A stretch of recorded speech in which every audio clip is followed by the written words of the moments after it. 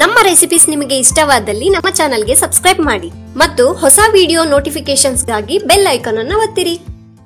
Hi friends, welcome to Sharon's ಅಡುಗೆಗಳು. ಇವತ್ತಿನ ನಮ್ಮ ರೆಸಿಪೀಸ್ ನಲ್ಲಿ ರಾಗಿ ಅಂಬ್ಲಿ ಯಾವ ರೀತಿ ಮಾಡೋದು ಅಂತ ನೋಡೋಣ. ಬೇಕಾಗಿರುವ ಸಾಮಗ್ರಿಗಳು: 1/4 ಕಪ್ನಷ್ಟು ಬೆಲ್ಲದ ಪುಡಿ ಅಥವಾ ನಿಮ್ಮ ರುಚಿಗೆ ತಕ್ಕಷ್ಟು, ಅರ್ಧ ಕಪ್ನಷ್ಟು ರಾಗಿ ಹಿಟ್ಟು, ಅರ್ಧ ಕಪ್ನಷ್ಟು ಹಾಲು, ಮತ್ತೆ 2 ಟೇಬಲ್ ಸ್ಪೂನ್ನಷ್ಟು ಡ್ರೈ ಫ್ರೂಟ್ಸ್ನ ಸಣ್ಣದಾಗಿ ಕಟ್ ಮಾಡಿ ಇಟ್ಕೊಳ್ಳಿ. ಮೊದಲಿಗೆ ಈ ರಾಗಿ ಹಿಟ್ಟಿನಲ್ಲಿ 1/4 ಕಪ್ನಷ್ಟು ನೀರನ್ನ ಹಾಕಿಬಿಟ್ಟು ಚೆನ್ನಾಗಿ ಮಿಕ್ಸ್ ಮಾಡ್ಕೋಬೇಕು. ಗಂಟುಗಳೇನು ಇರಲಿಲ್ಲದ ಹಾಗೆ ಮಿಕ್ಸ್ ಮಾಡ್ಕೊಳ್ಳಿ. ನೋಡಿ, ಈ ರೀತಿಯಾಗಿ.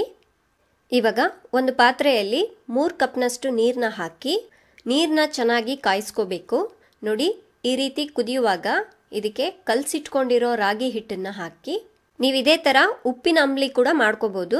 ನೋಡಿ, ಹಿಟ್ಟು ಹಾಕಿದ ತಕ್ಷಣನೇ ಮಿಕ್ಸ್ ಮಾಡ್ಕೋಬೇಕು. ಸ್ಟವ್ನ ಮೀಡಿಯಂ ಫ್ಲೇಮ್ನಲ್ಲಿ ಇಟ್ಕೊಳ್ಳಿ, ಇಲ್ಲಾಂದರೆ ಗಟ್ಟಿ ಆಗಿಬಿಡುತ್ತೆ. ಈ ರೀತಿ ಚೆನ್ನಾಗಿ ಮಿಕ್ಸ್ ಮಾಡಿಬಿಟ್ಟು 1-2 ನಿಮಿಷ ಕುದಿಸಿ. 2 ನಿಮಿಷ ಆದಮೇಲೆ ಇದಕ್ಕೆ ಬೆಲ್ಲದ ಪುಡಿನ ಹಾಕಿ ಬೆಲ್ಲ ಚೆನ್ನಾಗಿ ಕರಗೋವರೆಗೂ ಕುದಿಸಿದ್ರೆ ಸಾಕು. ಅಂಬ್ಲಿ ಒಂದು ವೇಳೆ ಗಟ್ಟಿ ಆಯಿತು ಅಂತ ಹೇಳಿದ್ರೆ ನೀರು ಆ್ಯಡ್ ಮಾಡ್ಕೋಬೋದು. ನೋಡಿ, ಈ ರೀತಿ ಬೆಲ್ಲ ಎಲ್ಲ ಚೆನ್ನಾಗಿ ಕರಗಾದ್ಮೇಲೆ ಸ್ಟವ್ನ ಆಫ್ ಮಾಡಿಬಿಟ್ಟು ಹಾಲನ್ನು ಹಾಕಿ ಮತ್ತು ಡ್ರೈ ಫ್ರೂಟ್ಸನ್ನು ಹಾಕಿಬಿಟ್ಟು ಚೆನ್ನಾಗಿ ಮಿಕ್ಸ್ ಮಾಡ್ಕೊಳ್ಳಿ. ಈ ಅಂಬ್ಲಿನ ನೀವು ಬೆಳಗ್ಗೆ 1 ಗ್ಲಾಸ್ ಕುಡೀರಿ, ತುಂಬಾ ಹೆಲ್ತಿಗೆ ಒಳ್ಳೆಯದು. ಇದು ನಮ್ಮ ಮಕ್ಕಳು ದೊಡ್ಡವರು ಎಲ್ಲರೂ ಕುಡಿಬೋದು. ಮತ್ತು ಮಾಡೋದು ಕೂಡ ತುಂಬಾ ಈಸಿ. ನೋಡಿದ್ರಲ್ವಾ, ತುಂಬಾ ಈಸಿಯಾಗಿ ಹೆಲ್ದಿಯಾಗಿರೋವಂಥ ರಾಗಿ ಅಂಬ್ಲಿ ಯಾವ ರೀತಿ ಮಾಡೋದು ಅಂತ. ಈ ರೆಸಿಪಿ ಇಷ್ಟ ಆಯಿತು ಅಂದರೆ ಲೈಕ್ ಮಾಡಿ, ಕಮೆಂಟ್ ಮಾಡಿ, ಶೇರ್ ಮಾಡಿ ಮತ್ತು ಫಾಲೋ ಮಾಡಿ. ನಮ್ಮ ಎಲ್ಲ ಹೊಸ ಅಡುಗೆ ವಿಡಿಯೋಗಳ ನೋಟಿಫಿಕೇಶನ್ಗಳು ನೇರವಾಗಿ ನಿಮ್ಮ ವಾಟ್ಸಪ್ನಲ್ಲಿ ಬೇಕಾ?